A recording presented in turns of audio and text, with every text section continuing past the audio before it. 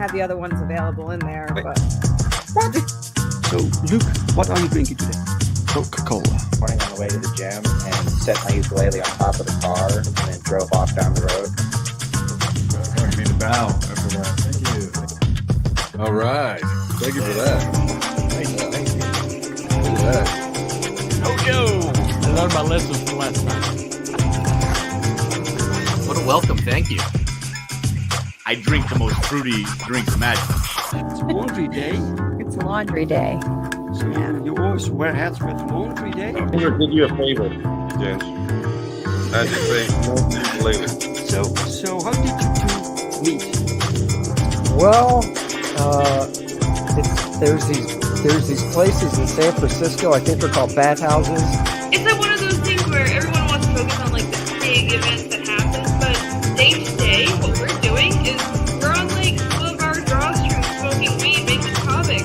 It's chill. It's so much fun, and like Yes. Oh, man, I'm not a YouTuber. I do this because I want to sell comic books.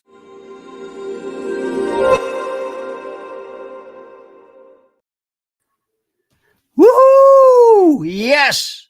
Hello, guys. It is not Sunday. It is not Sunday. No, it is Tuesday. So this is an extra show. Why an extra show? Because I didn't have a show last Sunday, and I won't have a show next weekend either. So we have to do something, right? And I like to keep a certain rhythm, momentum. I can't skip the week. So an extra show today with a wonderful guest who is a returning guest, and he has a campaign going on now for a few more hours or a day, or I'm not sure. So we had to do this today. So anyway, welcome everyone to A Drink with Brink, where I talk with other indie creators about their hopes and their dreams and their lives, but also their books and their campaigns, because I'm done with the mainstream. Mainstream bores me, and indie is where the passion is, guys. So yes,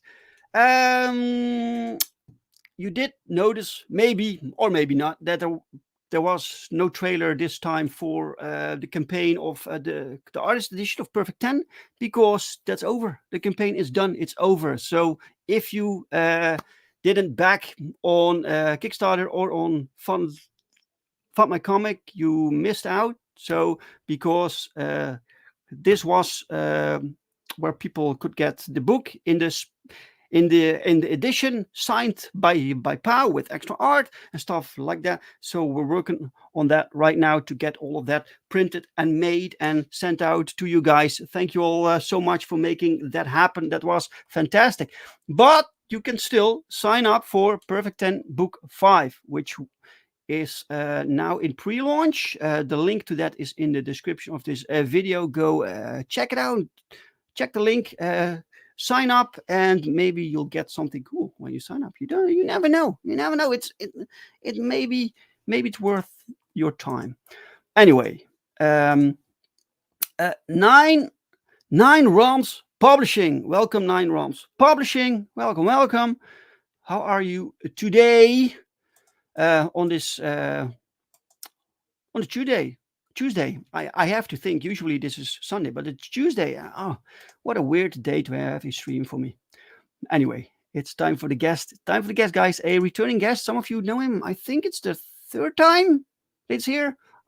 I'm not sure, but doesn't matter. Always glad to have him. So may I have a very warm, one sec. Yes, a very warm welcome for Mr. Mike Jimmy de Bruin.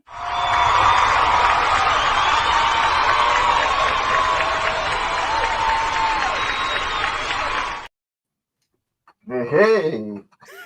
You were too early, right? Of course. Hey, there we go. We'll just do it from the top. It's fine. Nobody cares. We're doing it live. It's okay. Yes, it's all live. So this comes with mistakes and with stutters and with errors, but it's all cool. That's so people know this is real. This is the real deal. Exactly. Yes. No artificial intelligence here, right? Well, I don't know what they put in my head, but I mean, intelligence at all. I mean, intelligence. All right, Mike. How are you? I'm doing wonderful. It's a wonderful life. It's yeah, having the best time of my life right now. Taking care of my little girl. Yeah, happily married. Yeah, a lot of things changed in your life, man. Within a year or Yep. something. Yeah, Yeah, I that's know. great. I lost my studio. What? You It's a what? bedroom again. Oh, you lost your studio. So where do you work now? Where do you find We're space? we're back in the living room. So Oh no. Okay. Well, you have to oh make well. do, man. You have to. Yeah, exactly. And it's You have to okay. work. I got my art desk. I got my normal desk. It's cool. I can manage. Right. All right. And 9 Rams, Michael, he says, Yeah. Mike Jimmy, long time, man. Yes, it is. Way too long. But I don't publish that many books nowadays anymore. Last year has just been crazy, and I'm just catching up on life right now. Yeah, That's why. you need to spend your resources like time and money. You spend it elsewhere, right? Exactly. Momentarily. All right. And Michael says he's starting the script for American Bliss 3. Awesome. Great. Yes. Cool. Yes. All right.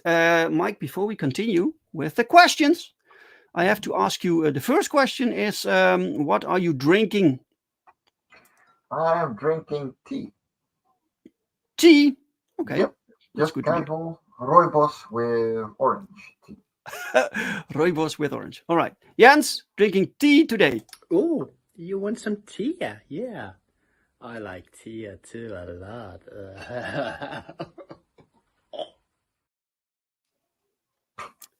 Oh, That guy's an idiot too. I love him. Right. Okay. So, Mike, for people, so there are people watching right now who maybe had never heard of you before. So can you tell us a little bit about Mike Jimmy de Bruin? Well, everyone, I'm Mike Jimmy de Bruin, creator of Life On Cora and CEO of Fairies and Ends, my publishing house. 2018, I started with the series Life On Cora with a writer that's no longer on the project, but he simply said, I imagined a world, and I told a couple of writers, go have fun, I'm my sandbox, and so they did. And yeah, they just keep coming up with more and more cool things. So every book follows a new kind of creature with their own little adventure, and in that way, we're just building the world one adventure at a time. Right. All right. So, hey, and we have Darius Artist Hey is in the chat. There is a fellow Dutch creator. Yeah, another Dutchman. Too many Dutchies. Oh, always the Dutchies. We just make high quality art. That's it.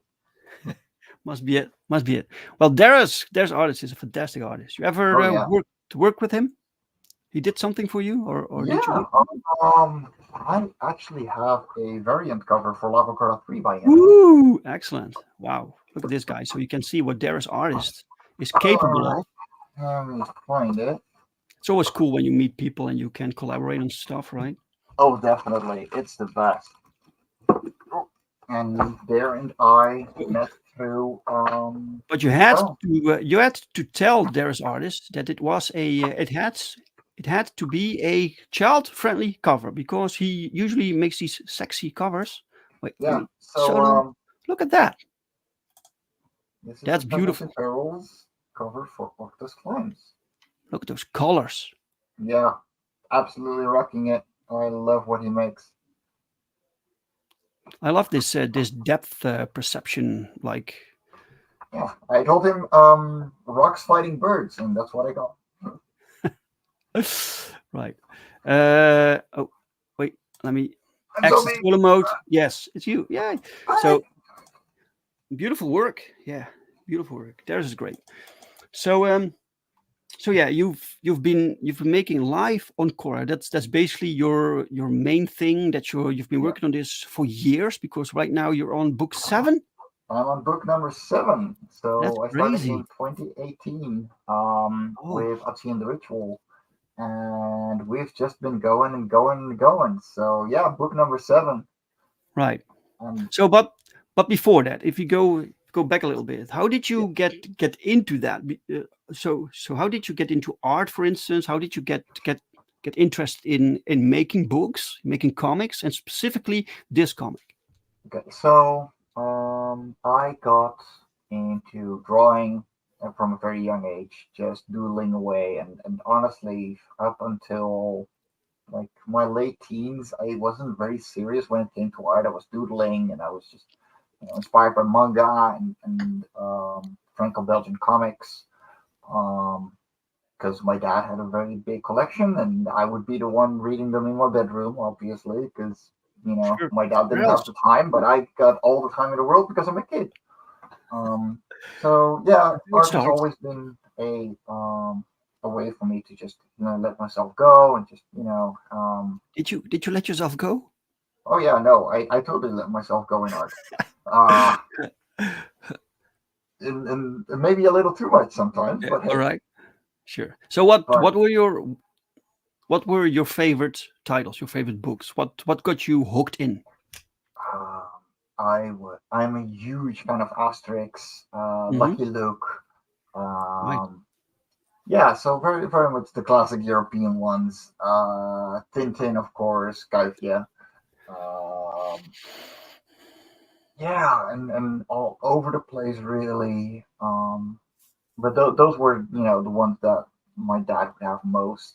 Hmm. There were a few more adult oriented ones, but I really love the cartoony styles of Asterix and stuff like that. Right. That Yes. always spoke to me. Yes. Then I got into That's manga fantastic. because that was I was like 13, 14 when the manga craze started. Mm. 2010-ish. So like it cut me some slack. That's what I grew up with. Right. Uh, Sure. Yeah. Yeah. so Yeah. um, I With was me, the manga things started with the cartoons, the mhm, animations. Not really the cartoons on television, but you had this series called. There was Shinzo. these what? Shinzo. No, Ah, not Shinzo like Akira. yeah, Yeah, them the actual movies. More on tape, yeah, actually, right? yeah. So Yeah, the yeah. actual OVAs and the movies, like the things that you would get at your free record store. Yes. Um, yeah, for me, I grew up with like Pokemon, of course, and Yu-Gi-Oh, and Shinzo. Kudos if you know the Shinzo. It's one of the better series if you like obscure anime. Um, yeah, Cyber 009, like stuff like that. The very classic 80s and 90s anime. Hey, Right. Silver. And Silver, welcome. Coffee or tea, either way. Howdy, howdy, sir. So, Mike, did you read the latest Asterix? Do you still read these comics, these books? so, yeah, but like the last five or so have been very big Oh, letdowns. really? I'm sorry to say. I love the art on the new Asterix.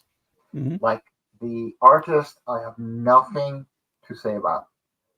Oh no, I got only good things to say about him. Yeah. Stories, however, not so much. Mm. I haven't read the latest one yet. I liked it, the I latest have to. one. Yeah, no, The I've heard good the things about White it because Iris. it's yeah Yeah. because it's a different writer. Oh, Um, the last one is different writer from the yeah, previous one. Really? yeah, from the previous five. So the daughter of the field marshal, I think that is the or the daughter of yada yada, with the redhead girl. That is the first of the five that the new writer wrote, and then they started seeing numbers dwindle, and they finally got a new writer Mm. on the latest one. All right. And yeah, like it's just it from what I've heard, it's a lot more honed, and it actually keeps to its own story. Where Yeah, yeah. um, It was really it brought me back to early oh Aztec, you cool, know. Yeah, it was really well done. But it goes and to show how much work the writing is, how much Oh, yeah. skill yeah. this takes to capture the right atmosphere, the time, the humor. There's a fine balance, right, to get everything right, Yes. and it needs to tell one story also. Yeah, and that was the main pitfall for the previous writer. Like, he really tended to go all over the place. It really was a downfall, because there were so many loose ends that just suddenly had to solve themselves in the last 2 pages. Right. What about Spirou? What about Spirou? I love the cartoon series. I mean, really? yeah, no. I actually grew up with the cartoon series. Not so much the comics. My dad didn't have many of those. But yeah, a lot of Siska and Wiska too. By the way, I mean, Dutch, right? Right. So when you started to draw, those were your biggest influences also, artistically? Yeah, definitely. They're like, especially in my early comic days, you see the manga influences still. And we're talking about pre-Life on Cora, so Sage's Sunset, which is a graphic novel that I still want to someday pick back up. But yeah, like that was just me discovering myself as an artist and as a creator, and just learning comics. And by the time Life on Cora came around, I was 110 pages into Sage's Sunset. And then we made what was it called? Your first book? What was it called? Sage's Sunset. So Sage's Sunset. Let me go to Tapas, because people can actually read it for free. People can read it for free. So 110 pages, you said. Yeah. And you uploaded all of them. Oh yeah, they're right there. Holy shit. Left on a cliffhanger. So really sorry for the people who get invested halfway, because it's actually a very good story from what I'm hearing. Right. Yeah, like a lot of people actually love it. I put it in a private chat because I don't have a wrench, so I can't send. Oh sure, yeah. I will share it. Darkside is comics. He said Hitsil. Well, Hitsil to you, Darkside Comics. Yeah, Hitsil. Is that elfish? Hitsil. Yeah. It sounds like mysterious. All right, let me open this link that you sent me. All right, we can share this. This is fun to start with, because this is your starting career. This is how you learned to draw. This is something that came from your mind. So you basically use this comic as a vehicle to learn to draw, to practice, right? So essentially, everything started with this piece, which I got as a suggestion by someone on Facebook, going, "Draw a sage owl fighting a dragon." And I went overkill. So this really was one of the most intricate pieces that I made at that point in my entire life. And we're talking 2016 at that point, I think 2016, 2017. And the images stuck with me, right? Like sometimes you just, the cogs start working. You're like, oh, you know what? This already tells a story, but what is the story, right? And yeah, that kind of stuck with me. I put it in the chat, by the way, if people want to read this. So how does this work? We have to go to the next page? You can just scroll down, actually.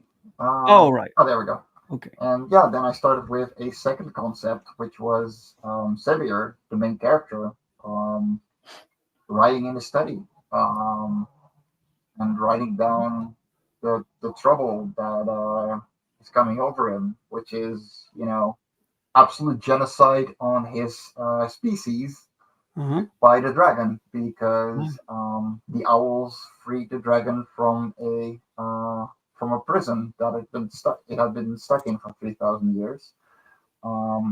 But yeah, curiosity killed the owl. Like a hood. Yes, she's owl. Comics looks like a hood. Yes. So you also wrote this. You did the Yeah. lettering. You did everything. This is 100% me. Life on Cora is a little different, but yeah, this is 100% me. So how old were you when you made this? 25. Okay, 25. I started this after a very bad breakup, and I needed something to just let everything out, and it ended Alright. up in a comic going, you know what? If I'm going to be a masochistic maniac, I might as well do it masochistically and start a comic. Oh, so does this mean this comic becomes violent? Very There is brutal a little and- bit of violence, but like it is more of a classic hero's journey. It's really just, you know, one of your classic adventure. Right. It's the- It's like that's what I love. a therapeutic to you, right? So Yeah, just 2 Well, pages you're a right. week. We're gonna keep going. We're just gonna get better.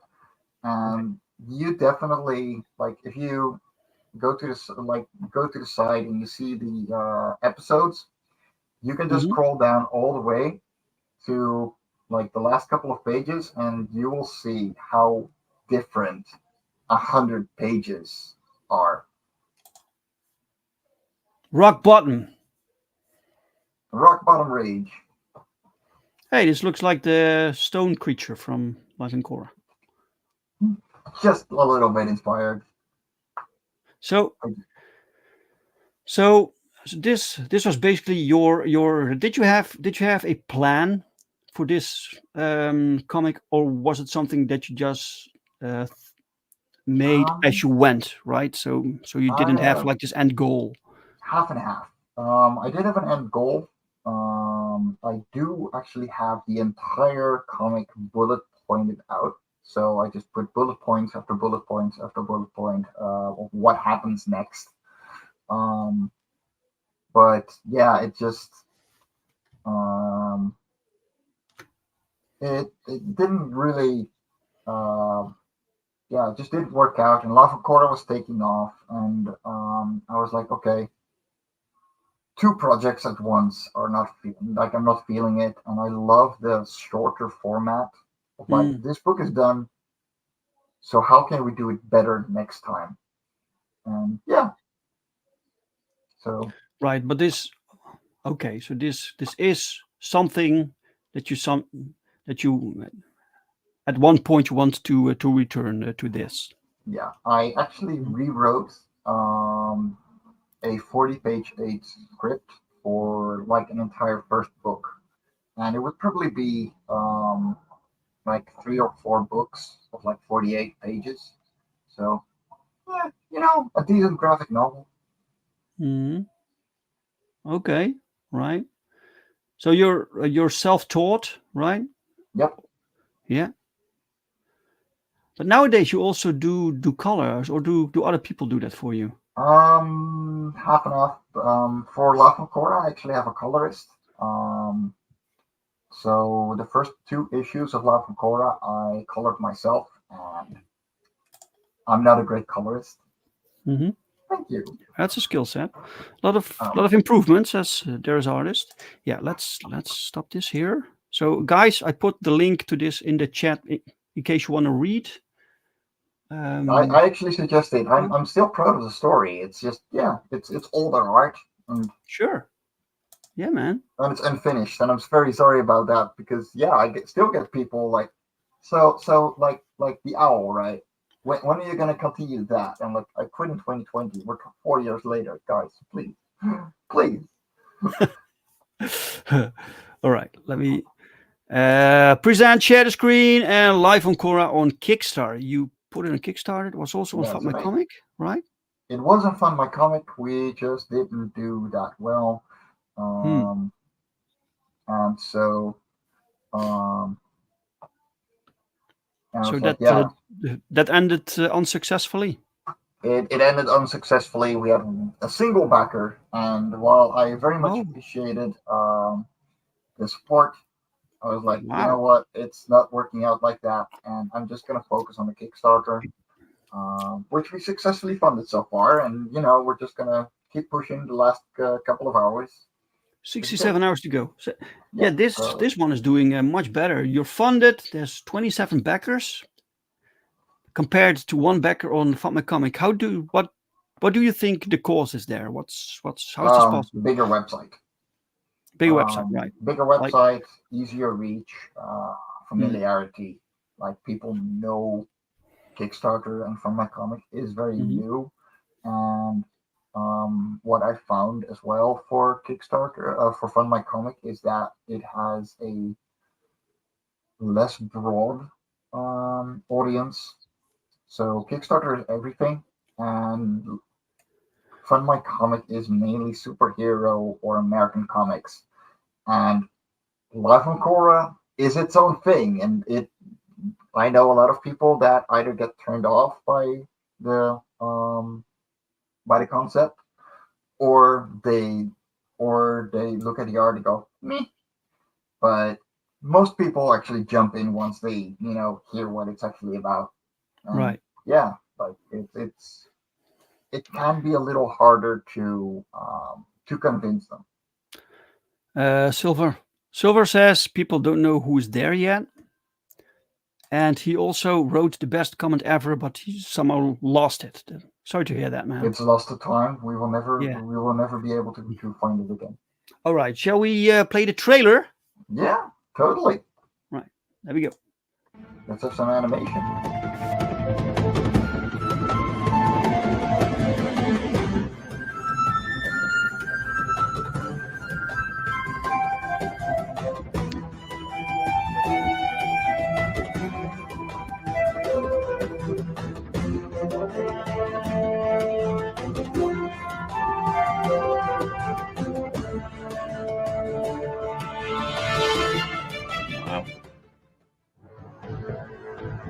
So far.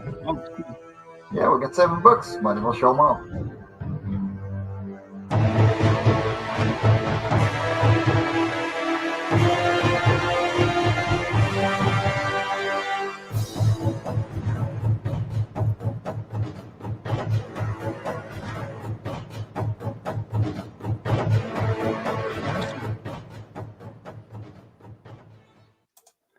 Just a few more days. Yeah, just 66 hours. 66 hours. We went past the nice hour. I mean, it sucks. 66 hours, guys. Right. So, okay, that's yeah. You've been busy. So each book is like how many pages? 2 of them, Action the Ritual and Through in the Building Blossoms, are 24 pages each, and all the others are 32. Right. But yeah, they can be read separately. They each have their own complete adventure. And we made one of them in 24 hours, and I'm never going to do that again. Complete book in 24 hours? That's right. Fruit in the Building Blossoms was done in 24 hours because it was a challenge. And we did it together with the volume last year. As something people could get as a little extra and a little extra promo. Wow, 24-hour comic book. That's crazy. Yeah, so it's a little. So it was also written. It was also written within that time period. Oh yeah. All right. Yeah. Okay. My wife and I did everything in 24 hours. So your wife is the writer of the series, right. The entire series. No, just this one. Luce wrote Fruit and the Building Blossoms, so we did the 24-hour challenge together. I was supposed to, we were supposed to do it with another couple of comic creators, Kimmy Comics and her husband Gio. But sadly, Gio's mom passed away the night before we were going to do the 24-hour challenge. And so Luce and I looked at each other and went, are we still going to do this? Are we going to cancel it? We've been promoting for months.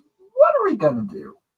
And we still ended up doing it. And yeah, out came one of the world building heaviest issues in the series. So I'm really proud of what we did. It's in the one in black and white.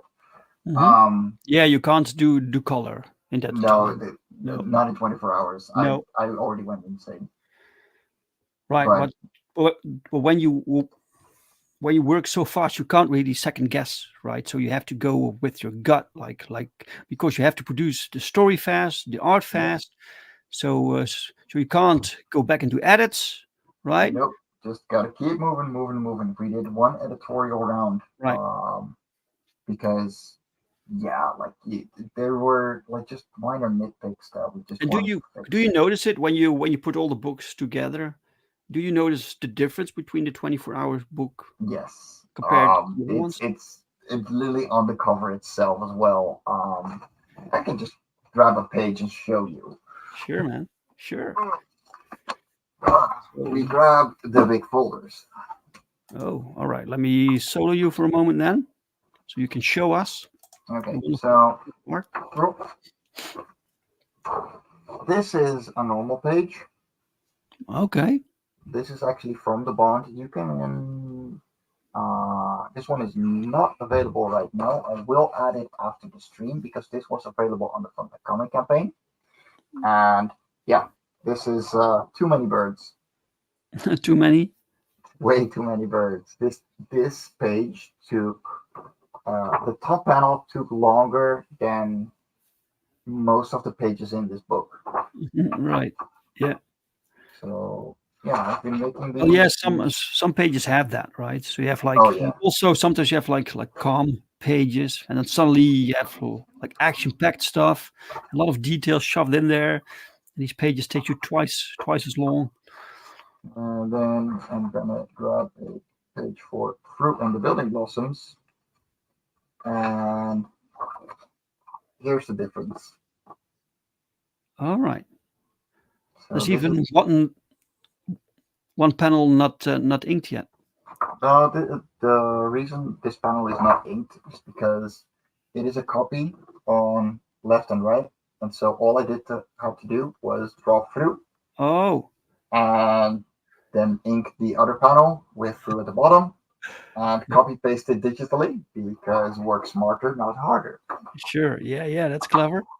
That's clever. Yeah, like these pages they're quick, they're a little dirty, brush pen, Right. And yeah, this was looser venture into lettering. So Luce actually digitally lettered all these pages. Mm-hmm. So we could have a little effort together, but yeah, cool. Compared to the pages that I normally make, make, yeah, this is less quill and traditional and like quill and ink. So this is what it's normally like. Yeah, oh yeah, that's nice. It's different, but it's Was that a double page spread? No, this is literally just you have to part of a page. So okay. So this is page number 20B. Mm-hmm. And I should have 20A next to it as well. Yeah. So the final result would be this. Wow, that's large. All right. Yeah, it's A2. Right. Yeah. People might not know that your books are bigger than US format books, right? They're A4, like European albums. That if I have enough American comics around as well. By the way, the cover we're looking at right now, that's your latest book. That's book 7? That is book number 7, yeah. And right. So this is what you're gonna get. You're gonna get a lot more comic. And yeah, showing off there's awesome cover. Hey, that's drawn by Rick van Niedyk. That cover. That's really? Rick. Yes. Cool. I love the Beard Circle. It's a really great book. If you haven't checked out John Chin's work. All right. But yeah, okay, cool. Nice. Right. So this series, right? It's too bad that these pages are a bit small, but people can see something. They can have a preview or something. Yeah. So there is a preview in the Bitly link, where you got 8 pages for the bond, as well as the entire PDF for Inner Talents, which is the other story written by Kimberly Kovac. Oh, people can get that also. So you can get that. That's the Backerkit link, right? Yeah, that's the Backerkit link. Okay, the Backerkit link, guys. That's in the description of the video, so you can download or browse like free comics, right? Yeah, and there's the preview on the page itself. Preview, yeah. Oh, here it is. Wait, here it is. No, yeah. Cool. Can we take a look at that? Yeah. Do you mind? Not at all. I mean, I'm pretty proud of my art. So. All right, then let's present that for a moment, so people can have a look, see it, what the book looks like. This is the opening page. That's the only one in A3 in the entire book. The rest is A2, so super size. All right. These colors are pretty. I blame my colorist. She's amazing, and I cannot wait to see where she goes as a creator as well, because she's absolutely gorgeous. Like, she makes gorgeous work.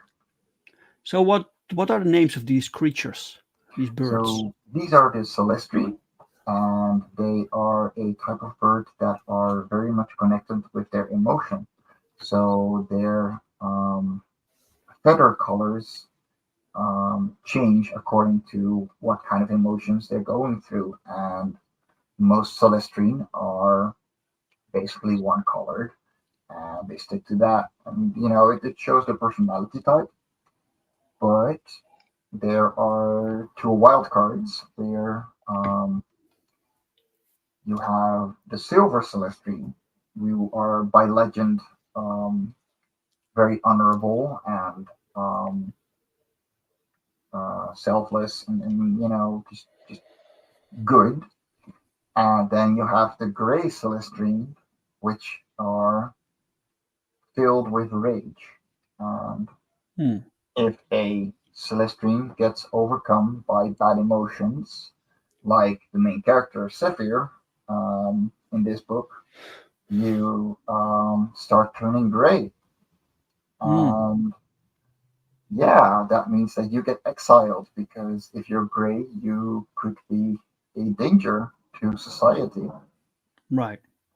So when these Celestrines, they're born, what color do they have? They're white, and usually a slight resemblance of their characteristics. The Xavier and Aphil, the 2 main characters of this book, are actually shown as babies just 1 or 2 pages further. Oh, cool. All right, so we'll come. This water effect, really nice. I like that. It's really simple, really, with like thick strokes. Yeah, no, but it looks it nice. Doesn't always have to be powerful. It doesn't have to be extremely high detail. The point is, it needs to work with what you already have. And I have a pretty cartoony style. I like to imply that there's a lot of detail without actually putting a lot of detail there. And Aristine, so my colorist, really knows how to work off of that. That's why I hired her, because she's absolutely amazing at what she does.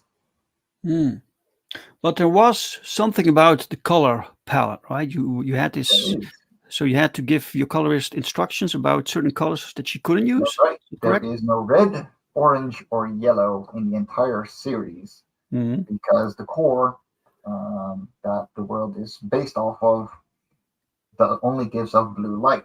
So you get your purples, you get your greens, your blues, your grays, but red, orange, and yellow, not so much. Right. Did your colorist find that restrictive? Yeah, she hates it. Really? It would be so great in orange, and I'm like, nope. Can be done. But one sec, wasn't this the planet that we see here on this so panel? Let me show you. In the sky, is that the planet? No, that is the core. So All right, that's the core.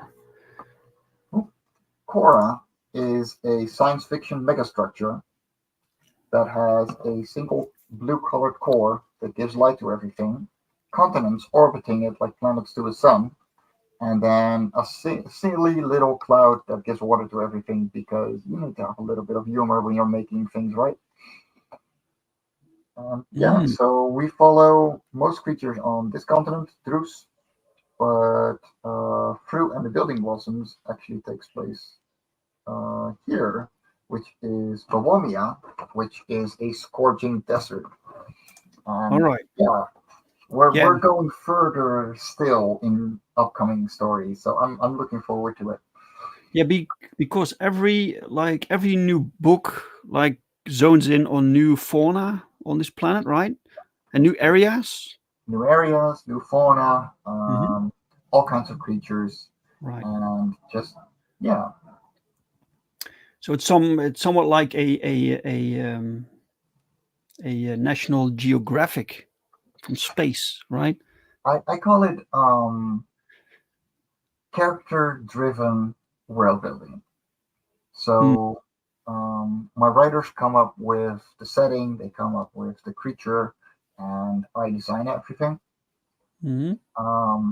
But usually it's a back and forth. So like they will come up with creatures, and I have to make them work, and I have a very specific set of rules that they have to keep to, and they hate me for it. The top rule is no magic. So well, that makes sense. Like the actual rule is, it's a completely scientifically plausible science fiction megastructure. Right.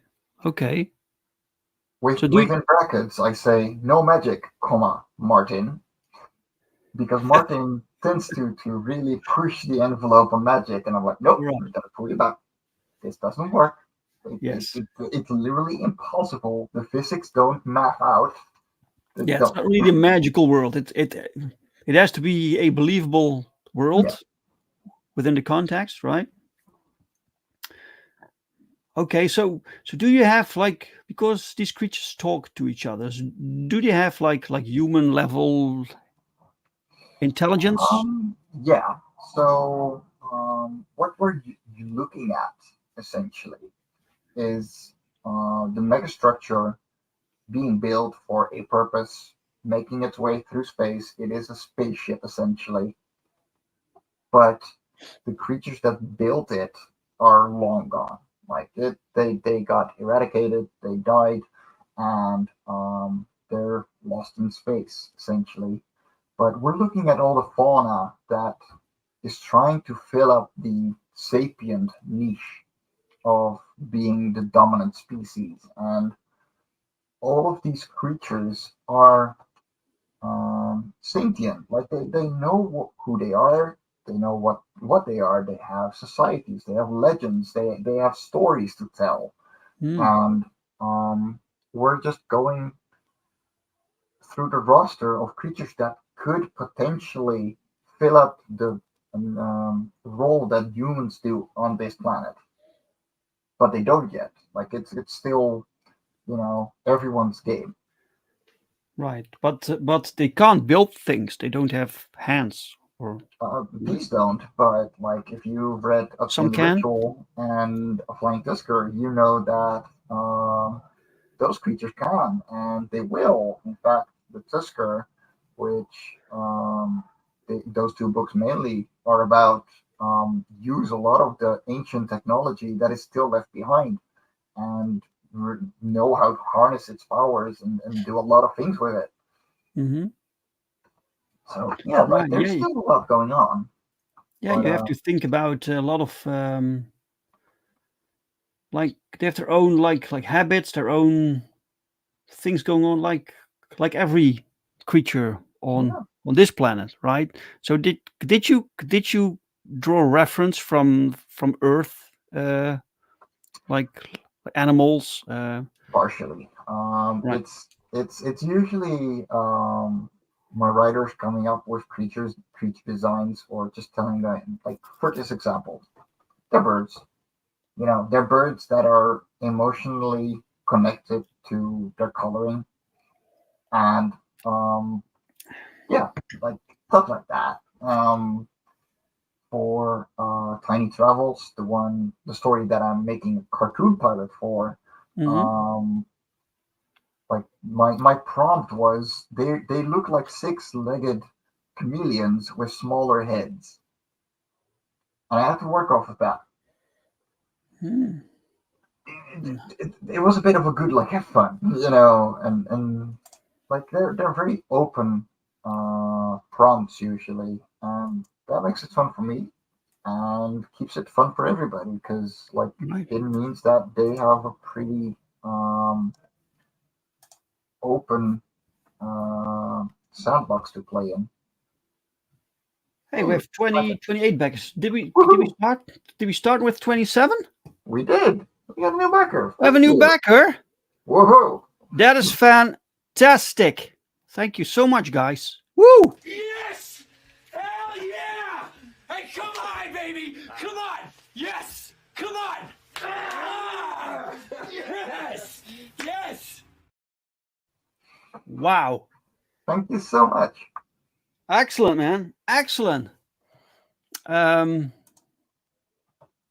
fantastic. Okay, cool. So,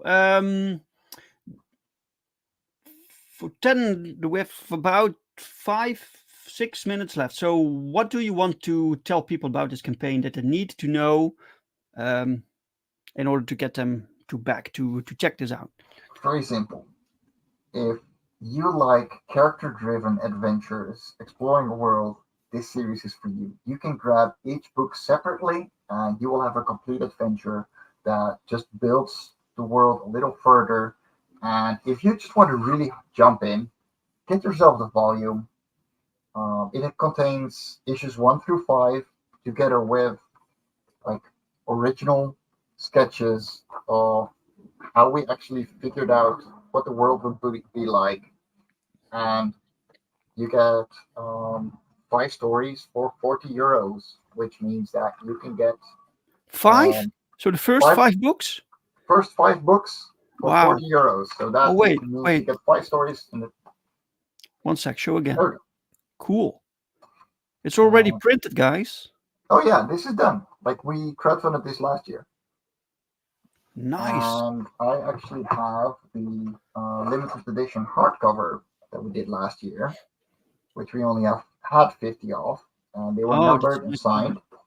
However, the proof print is available right now on the campaign, and this will have a complete sketch on the inside by myself, together with a personal thank you note. And yeah, this is not just a hardback. Right. This is linen. Oh wow. This is a super deluxe. Super deluxe. There's only one one of of, made 50 one of it. of these. Yeah. And they got numbered, they got signed, like they are gone. This is literally the last one that I have. Right. So people can also get that, and they can get the regular hardcover, volume 1. Yeah. So which is $40, 40 euros. 40 right? euros. It's in euros. You ship worldwide? Ship worldwide, and if Alright, you're in the excellent. United States, yeah, shipping is pretty cheap because it goes through Critical Blast. Yeah, that's good. So 7 books, you can get all 7 books for 70 euros. Sketch cover, right. Complete series plus the bond. So, all right. So that is an extra sketch cover of Life On Cora, the bond, together with the entire series. If you want to jump in and get yourself something personal, yeah, I like to go elaborate when it comes to my sketch covers.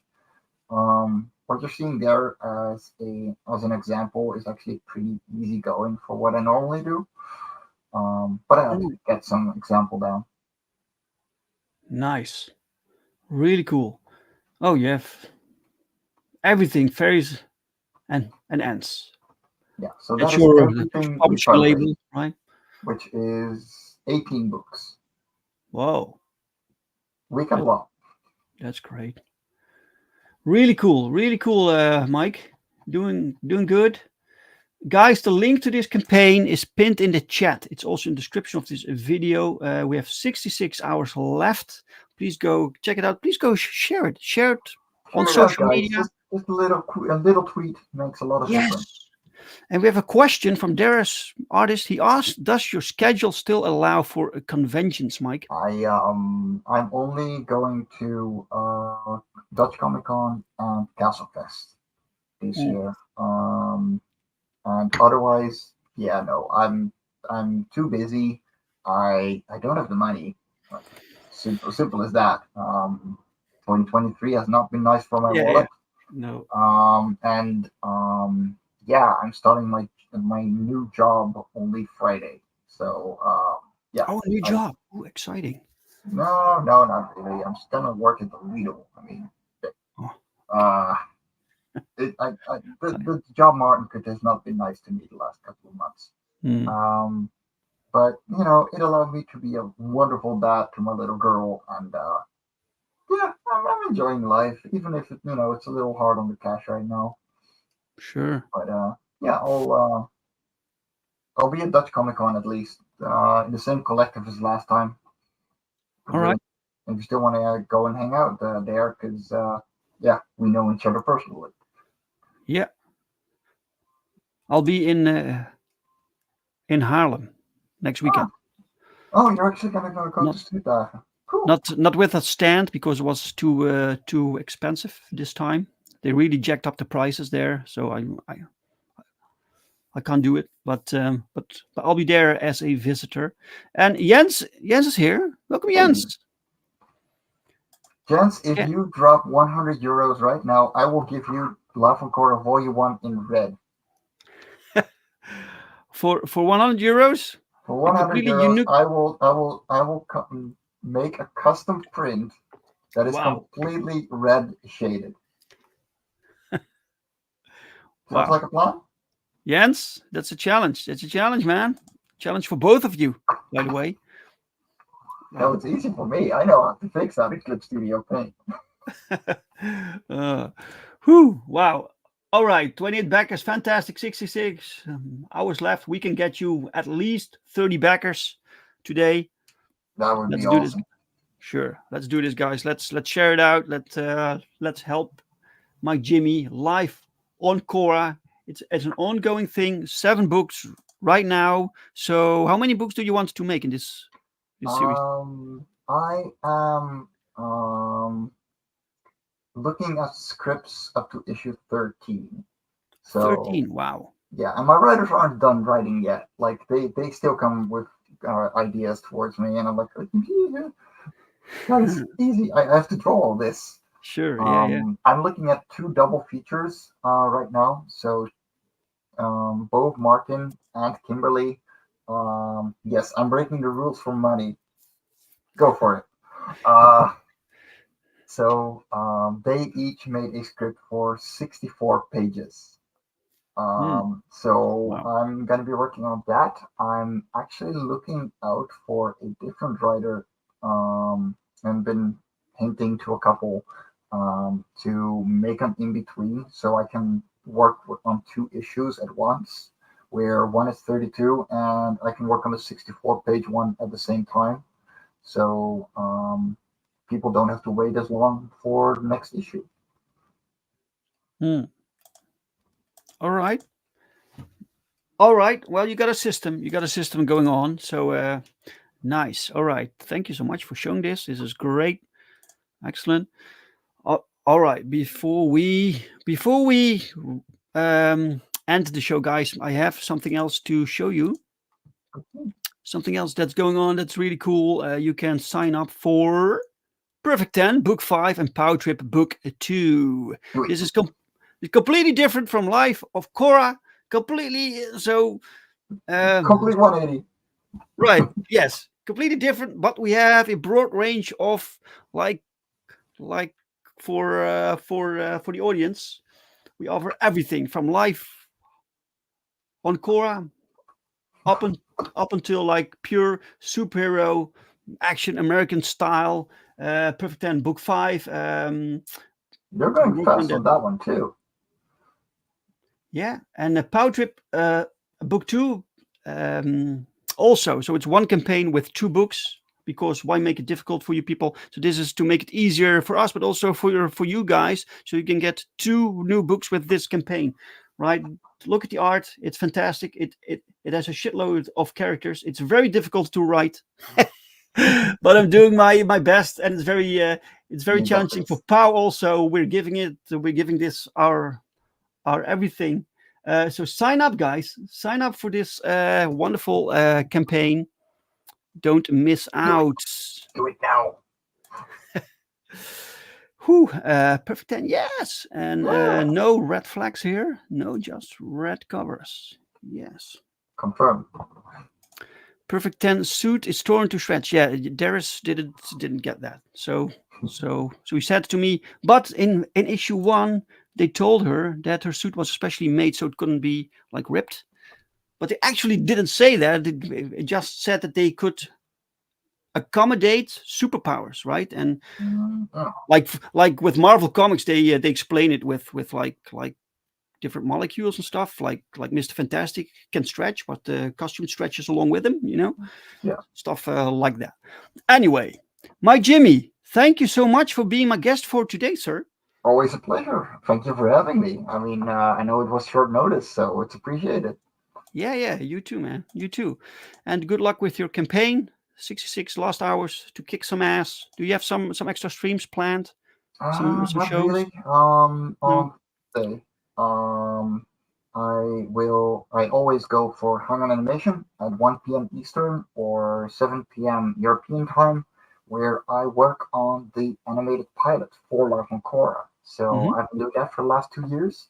And I'm animating live, just talking to people, getting work done, and it's just a fun little show if you like what we're doing. And if you want previews and little extras, check out my Patreon. Patreon/fairy and end. Yeah, in the description, guys. All the links are there, so go check it out. All right, and Dare says that he lost his first issue. What? You gotta rectify that, my good sir. How's that possible? The very first issue, by the way, is very rare now. So yeah, right. No, we're pretty much proud. Mike, thanks again, and special thanks to the chat, to everyone who showed up today to watch us. Thanks so much. And if you watch from the replay, thank you. If you like this conversation, give it a like. If you didn't like the conversation, give it a dislike. And I'm very sorry. I won't be back with a new show next Sunday, because there's another weekend, because I'll be at the comic convention. But I'll try to do one on Friday. We'll see. Maybe not. Maybe yes. We'll see. Anyway, thanks again. See you guys next time. Bye. Take care.